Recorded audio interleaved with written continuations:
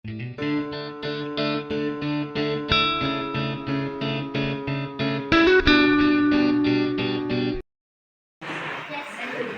9वीं में जो गणित का प्रोजेक्ट कार्य है बीजीय सर्वसमीका को सिद्ध कीजिए, इसके लिए हम यहाँ पर इकट्ठे हुए हैं।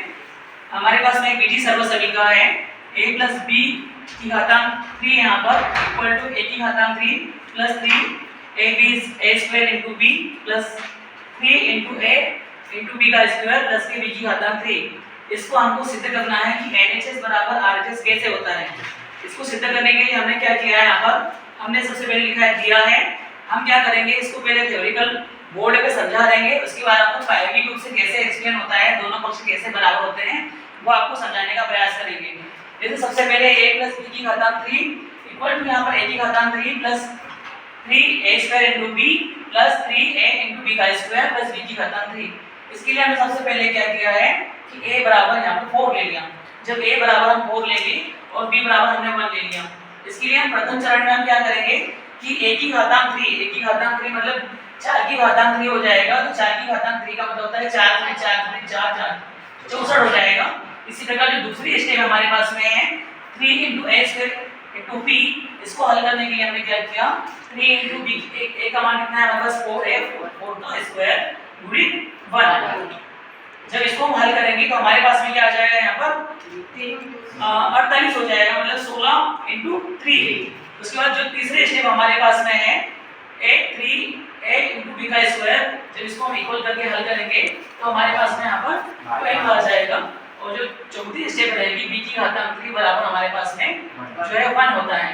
जब हम दोनों ये जो हमारे पास चारों चरण हैं, जब इन चारों चरणों को हम जब यहाँ पर स्टेप बाय स्टेप रखेंगे तो परिणाम क्या रहते हैं कि a प्लस b की घातांक 3 बराबर होता है। यहाँ a प्लस b की घातांक 3 मतलब a बराबर 4 है और b बराबर 1 है, तो 4 और 1 कितना हो जाएगा 5, 5 की घातांक 3 बराबर 125 होता है। इसी प्रकार जब इन सभी का मान हम यहाँ पर रखेंगे तो दोनों पक्ष LHS बराबर RHS हो जाएगा और 125 निकल जाएगा। तो जो हमारे पास में ये जो सर्वसमीका जो दी हुई है, इस सर्वसमीका को हम प्रायोगिक रूप से प्रोजेक्ट कार्य के रूप में किस प्रकार से हल कर सकते हैं, इसके लिए यहाँ पर हम एकत्रित हुए हैं। हम क्या करेंगे, सबसे पहले हम क्या करेंगे कि यहाँ पर हमने ये जो a प्लस b की घातांक 3 है और इसको हमने हल किया a की घातांक 3 प्लस के 3 into a square into b plus 3a b का स्क्वायर प्लस b की घातांक 3। अब हमने a बराबर यहाँ पर 3 लिया, तो प्रथम चरण में हम क्या करेंगे कि 4 की घातांक 3 मतलब 4 गुणे 4 गुणे 4 बराबर 64। हम क्या करेंगे, जो हमारे पास जो छोटे छोटे ये इकाई के जो घन बने हैं इसको हम लेंगे और यहाँ पर इनको 64 घनों को आपस में जोड़ लेंगे। 64 घनों को हमने आपस में जोड़ दिया तो हमारे पास इस प्रकार से एक क्यूब बन जाएगा। ठीक है। इसी प्रकार जो दूसरी स्टेप रहेगी, दूसरी स्टेप में हमको क्या करना है कि b into a square into b, जब इसको हमने हल किया तो a स्क्वायर इंटू b का मतलब होता है यहाँ पर 16, मतलब छोटे छोटे जो घन हैं इन घनों को हम क्या करेंगे इस प्रकार से 1 2 3 4 ये 16 के हमने घनाभ ले लिए। तो ये छोटे छोटे हमने घनाभ कितने बनाए, इसमें 3 घनाभों की आवश्यकता पड़ेगी हमको। तो हमने इस प्रकार से 3 घनाभ बना लिए। 3 घनाभों को हमने सेकंड स्टेप में ले लिया है। प्रति स्टेप हमारे पास में क्या है 3 इंटू a इंटू b का square, 3 into a into b का स्क्वायर मतलब a इंटू b का स्क्वायर। इसके लिए हम क्या करेंगे कि हमारे पास में जो a इंटू b का स्क्वायर मतलब a का मान कितना है 4 और एक b का मान कितना है 1 है, तो इसकी वैल्यू कितनी हमारे पास 4, मतलब 4 के जो घन हैं उनके अनुसार यहाँ पर 3 घनाभ और ले लेंगे, जिसमें इसकी जो लंबाई रहेगी वो 1 सेंटीमीटर की रहेगी। तो हमने 3 घनाभ और ले लिए, इसमें 4 इकट्ठे हुए घन। ठीक है। इस प्रकार जो आखिरी हमारे पास जो चौथा चरण है उसमें b की घातांक 3 है। b की घातांक 3 का मतलब है 1 गुणित 1 गुणित 1 मतलब 1। यहाँ पर b की घातांक 3 बराबर कितना है 1। अब हमने यहाँ पर एक और छोटा सा घन ले लिया है। इन सभी घनों को हम आपस में जब जोड़ेंगे तो क्या कंडीशन बनती है उसको देखिए। यहाँ पर हमारे पास में पहले 64 घन जुड़े हुए हैं, हमने इनको आपस में जोड़ने का प्रयास किया, पहले इनको जोड़ लेते हैं इस प्रकार से, ये हमने इनको जोड़ दिया है।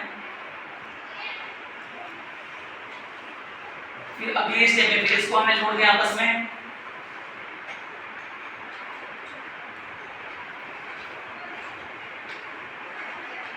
और फिर इसके बाद में एक स्टेप है, हम इसको और जोड़ देंगे, कितना हो जाएगा 1 2 3 4 और ऊपर से देखेंगे 1 2 3 4।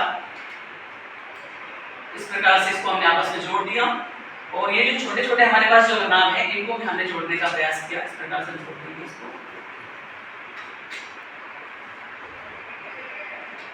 और ये जो छोटा घन है इसको हम आपस में जोड़ के जब देखेंगे तो इस प्रकार हमारे पास में एक जो क्यूब बनेगा, ये जो घन बनेगा, इन सब घनों के जो छोटे छोटे खड़े छोटे छोटे जो घन बने हुए हैं उनको सबको काउंट करेंगे तो टोटल कितने हो जाएंगे 125, क्योंकि 1 2 3 4 5 हमारे पास में जब इनको हम आपस में गुणा करेंगे तो 125 पूरे घन निकल जाएंगे। इससे प्रूफ हो जाएगा कि LHS बराबर RHS। ठीक है, थैंक यू। प्रैक्टिकली भी करवाते हैं। जैसे ये हमारे पास एक सर्वसमीका है और इस सर्वसमीका को हम जब हल करते हैं तो a + b की घातांक 3 बराबर होता है a की घातांक 3 + के 3a² b + 3a × b² + की b की घातांक 3। हम इसको अब हमारे पास में इसको ग्रुप करने के लिए कोई हमारा इंस्ट्रूमेंट नहीं था हमारे पास में, तो हमने इसको मैं कल खुद आया था कि कैसे ग्रुप किया जा सकता है। तो हमने क्या किया, इसको 4 शब्दों में बांटा है। यहाँ पर a की घातांक 3 + के 3a² b + के 3ab² + b की घातांक 3।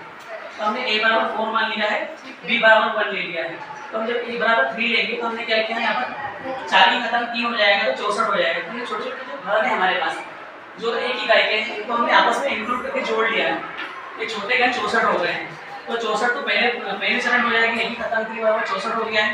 दूसरे चरण में क्या करना है 3a² b।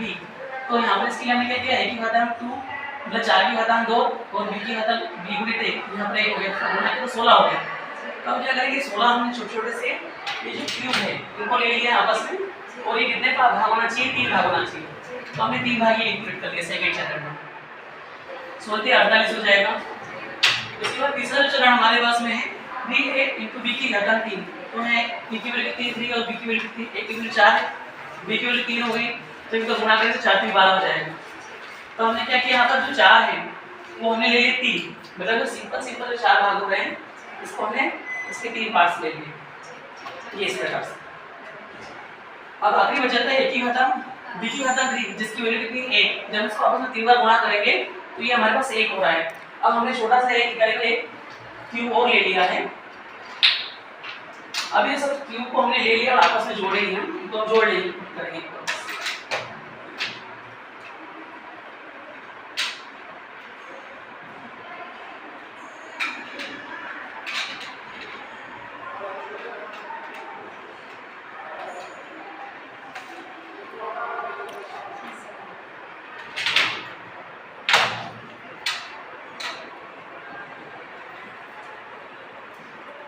ये सर आपका वो जो आपने नीचे सॉल्यूशन निकाला 4 3 12 1 और ये कैसे वो इसके बराबर आता है। जी मैम, ये अगर इसको इंक्लूड करेंगे तो हम यहाँ पर देखेंगे कि वास्तव में ये प्रूफ भी हो जाता है। ये देखिए, इसको जब हम वापस काउंटिंग करेंगे तो ये 125 हो जाएगा जो रियल में होता है। अभी की वैल्यू 1 कौन सी वाली लग रही है बच्चा आपको, b हमने b क्यों कितना लिया है और वास्तव में इसको हम क्यूब को वापस में इकट्ठा करके देखेंगे तो सबको काउंटिंग करने के बाद में 125 हो जाता है। जो मैंने यहाँ पर ग्रुप करके बताया है a + b की घातांक 3 बराबर होता है 125, वो जब इनका योग करेंगे तो वास्तव में 125 होता है। तो ये हमने नया प्रैक्टिकल करके कल ही देखा है। इनक्रेडिबल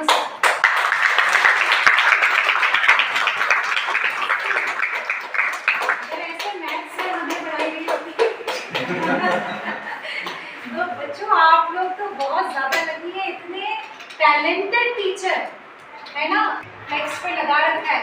तो ये चाणक्य जी की गणितज्ञ जी की जो हमारी फोटोग्राफ रखी है ना, तो आप में से जो है आप इनका भी रिकॉर्ड तोड़ के दिखाइए जब इतना अच्छा सर आपको पढ़ा रहे हैं। ठीक है, सर के लिए एक बार